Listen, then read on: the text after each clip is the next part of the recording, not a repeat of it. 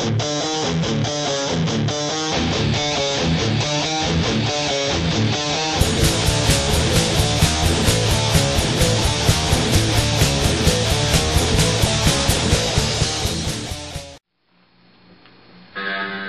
morgue chat to you. It is Sunday. Us again. Time for a well-needed chat after your week. I'm sure it was hard. Well, tonight we're going to talk about how hard it is. Tonight, morning. We're going to call this "The Weak Shall Inherit the Earth." It seems to me that everything has been made to coddle and support the weakest of the species. Against the highest and oldest laws of the animal kingdom, humans have a whole industry catering to the fact that they're weak and lazy. It's called ergonomics, by the way. Things are reconstructed, even though they work perfectly well to begin with, only to cater to the need to find an easier way to do a simple task. It's fucking pathetic. Shoveling is simple, except, it hurts my arm and shit. Well, that's because you actually have to use muscles to do it. It's perfectly normal that you should be sore after lifting your gelatin-like ass off a cushy chair to do something physical. Even the mindless masses of sheep running our high-tech world of flaccidness now need an easier way to push a button. We wouldn't want to get a cramp in our finger. I believe George Jetson said it better when he said, "These two-day work weeks kill me. Just look at my button-pushing finger." Well, people bitch about also having to take their cars to the shop and pay extraordinary costs,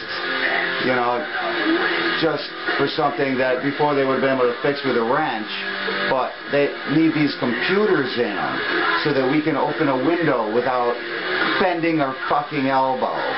We wouldn't want the bending of the elbow, because you know what that leads to, maybe the moving of the wrist. Now, we also need to watch our TV and all the other gadgets telling us how our vehicle is doing. And that makes us have to take it in instead of using our vision, our hearing, knowing when our car is running shitty. No, now we gotta take it in. This computer runs that shit for us. We like to do things in threes here at Morgue Chat. You know that by now. First is pharmaceutical companies. We've talked about the pharmaceutical industry. It's a bunch of shit to degrade the way your body is supposed to work in the first place. Shit, they can keep a clinically dead person alive indefinitely. But what use is this? Except to make other humans believe that the drug-induced organism is still their friend, buddy, relative, and it's still alive. Well, it's fucking amazing, and it's not. We have martial law. Think about this. Laws have gone way over the edge, pandering to the weakest. In effect, they are creating a lot of cases that take up taxpayers' money. Something that should have been dealt with a couple blows to the head. And that's it. Stop doing that. Or else. I believe it is now Lamb of God I shall quote in saying, "Any man who appeals to the law against his fellow man is either a fool or a coward." Seems the weakest of the species now competes with the strongest, not by hard work or diligence, but by the high-tech corporate America, which does not believe in, and does not only not believe in, but strives against the first order of all living things, natural selection. Let's talk about natural selection. Baby making. Relationships is number 3 on our list. There used to be a time in the vast scape of human creation when man and woman used to choose a mate based on the traits that would be imbued, mixed with yours, into your children. Oh, we're too lazy for that nowadays. We made out of convenience and ease.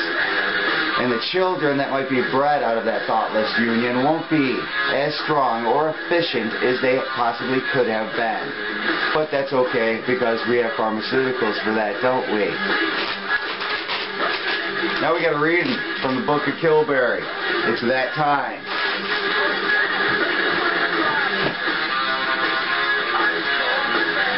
Stay with me here, children.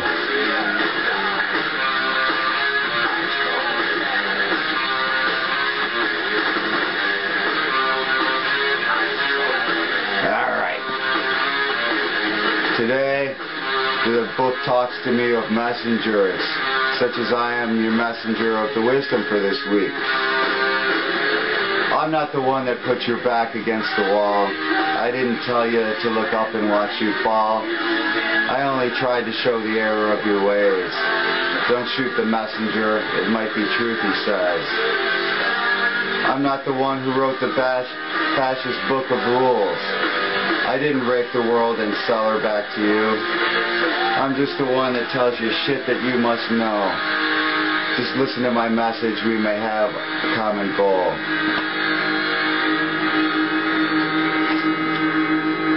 It ain't wise to try to sift through the agenda-ridden lies. It's just dumb to think you'll find truth when you read between the lines. If you want truth, it's what's left over after all the bullshit dies. So don't shoot the messenger, he has no malice in his eyes. And that just relates to your humble host here. In a nice way.